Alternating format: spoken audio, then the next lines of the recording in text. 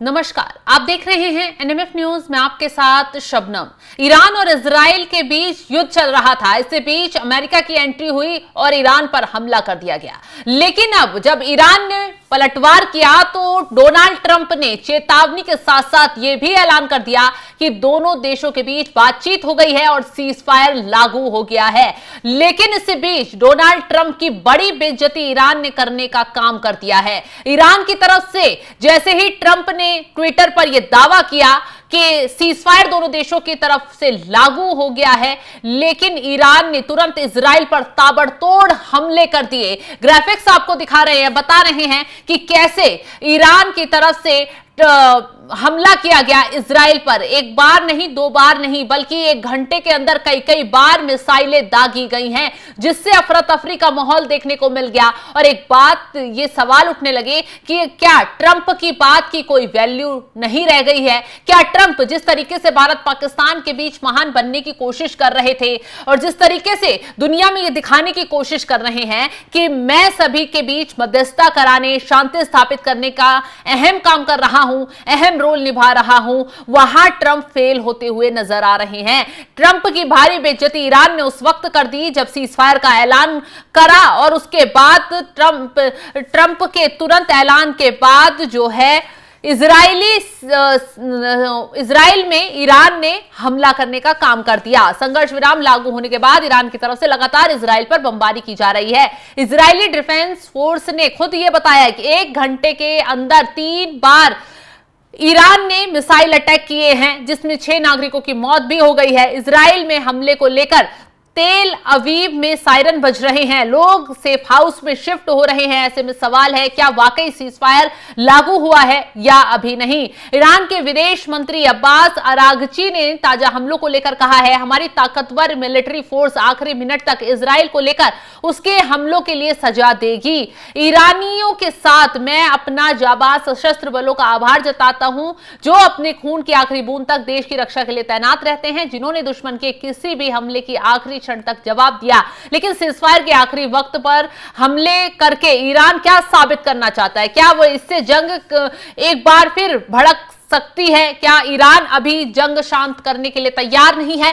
Graphics दिखाइए, पूरी detail और पूरा अपडेट बताते हैं कि कैसे ईरान की तरफ से फिर से इजराइल पर हमला किया गया और सीधे ट्रंप को चुनौती दी गई। ट्रंप ने ईरान और इजराइल के बीच सीजफायर लागू करने का ऐलान किया, लेकिन ट्रंप के ऐलान के बाद ईरान ने इजराइल पर फिर से बमबारी कर दी। इजरायली डिफेंस फोर्स ने कहा है 1 घंटे के अंदर 3 बार ईरान ने मिसाइलें दाग दी है। इजराइल में हमले को लेकर तेल अवीव में सायरन बज रहे हैं, क्योंकि डर का माहौल बना हुआ है। ईरान के विदेश मंत्री अब्बास अरागची ने ताजा हमलों को लेकर कहा है, हमारी ताकतवर मिलिट्री फोर्स आखिरी मिनट तक इजराइल को उसके हमलों के लिए सजा देगी। तो ईरान जो है झुकने के लिए तैयार नहीं है, लेकिन डोनाल्ड ट्रंप की तरफ से यहां जो डेडलाइन जारी की गई थी कि सीजफायर लागू हो चुका है और कोई भी देश एक दूसरे पर वार नहीं करेगा, उस डेडलाइन को तोड़ते हुए ईरान ने हमला कर दिया है। अब कहा जा रहा है कि डोनाल्ड ट्रंप एक बड़ी बैठक कर रहे हैं अपने सैन्य अधिकारियों के साथ, अपने तमाम बड़े अधिकारियों के साथ बंद कमरे में एक बैठक कर रहे हैं और उसके बाद आगे क्या कदम उठाते हैं यह देखने वाली बात होगी। लेकिन जिस तरीके से ईरान ने ट्रंप की बेइज्जती करने का काम किया, यह वाकई सवाल खड़े करता है, क्योंकि ट्रंप जो है नोबेल पुरस्कार के लिए तमाम हाथ पैर मार रहे हैं। वो कोशिश में लगे हुए हैं कि किसी तरह उन्हें नोबेल पुरस्कार मिल जाए और वो शांति दूत बन जाएं। वो ये दिखाने की कोशिश करें कि भाई 2 देशों के बीच युद्ध हुआ है, भारत पाकिस्तान के बीच युद्ध हुआ, मेरी वजह से शांति हुई। तमाम तरीके कई बार ट्रंप की तरफ से झूठ फैलाया गया, बार बार भारत पाकिस्तान का उदाहरण देकर दुनिया को दिखाने की कोशिश की कि भारत पाकिस्तान के बीच इतना तगड़ा विवाद बढ़ गया था, लेकिन मैं सामने आया और युद्ध विराम हो पाया। लेकिन भारत की तरफ से ट्रंप को आईना दिखा दिया गया, साफ कहा गया कि किसी तीसरे देश ने कोई मध्यस्थता की भूमिका नहीं निभाई है।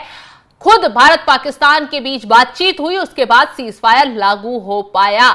ट्रंप फिर भी बार बार यही बात दोहराते नजर आए और भारत उनकी बात को नकारता नजर आया। और एक बार फिर ट्रंप की तरफ से इजराइल और ईरान के युद्ध को लेकर कहा गया कि दोनों के बीच मेरी वजह से सीजफायर लागू हो गया है, मैंने बातचीत की। लेकिन खबर यहां पर यह आ रही है कि इन दोनों देशों के बीच जो सीजफायर लागू होने की बात कही जा रही है, वो न सिर्फ सऊदी अरब की वजह से, सीरिया की वजह से इन तीन देशों ने कदम उठाया है, इन तीन देशों ने कदम आगे बढ़ाकर बातचीत की है। उसके बाद ये सीजफायर लागू होने की पहल शुरू हुई है, क्योंकि जिस तरीके से ईरान ने मिडिल ईस्ट में तबाही मचाना शुरू किया, मिसाइलें इधर उधर दागनी शुरू की, उससे खतरा बढ़ रहा था तीसरे विश्व युद्ध का।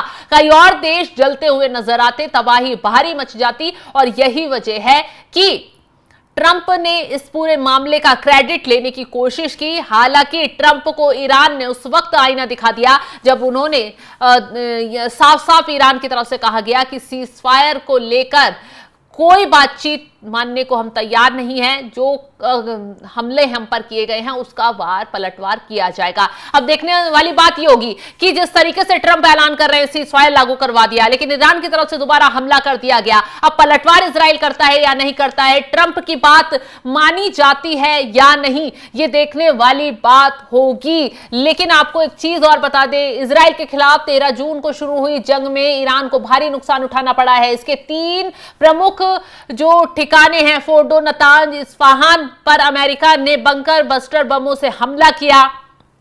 इजरायली हमलों में ईरानी रिवॉल्यूशनरी गार्ड के चीफ हुसैन सलामी समेत कई टॉप सैन्य कमांडर मारे गए, परमाणु वैज्ञानिक मारे गए। इसके अलावा ईरान में करीब 1000 लोगों की मौत भी हुई है। इस जंग में ईरान के इंफ्रास्ट्रक्चर को बहुत ज्यादा नुकसान हुआ है। इजराइल के साथ जंग में ईरान के खिलाफ अमेरिका ने खुला मोर्चे पर अपना पूरा साथ दिया और देश की सबसे प्रमुख न्यूक्लियर साइट फोर्डो समेत 3 ठिकानों पर बमबारी कर दी, जिससे ईरान को नुकसान हुआ। तो ईरान अब पूरी तरह से इस हमले का बदला लेने के लिए तैयार बैठ गया है। ईरान को मिडिल ईस्ट के किसी भी देश का साथ नहीं मिला, उसे अकेले ही अपनी लड़ाई लड़नी पड़ी। रूस और चीन जैसे ताकतवर देशों ने ईरान को नैतिक समर्थन तो दिया, लेकिन अमेरिकी इजराइल के खिलाफ जंग में खुलकर ईरान के साथ खड़े नहीं हुए। अब सीजफायर लागू होने के बाद ईरान के हमले बताते हैं कि वे आखिरी दम तक जंग लड़ने के लिए ताकत पूरी दिखाना चाहता है। साथ ही ताजा हमले अमेरिका को भी एक मैसेज है कि ईरान किसी के दबाव में सीजफायर को स्वीकार नहीं करेगा, वे भी तब जब उसे किसी तीसरे देश की तरफ से थोपा जाएगा। तो ऐसे में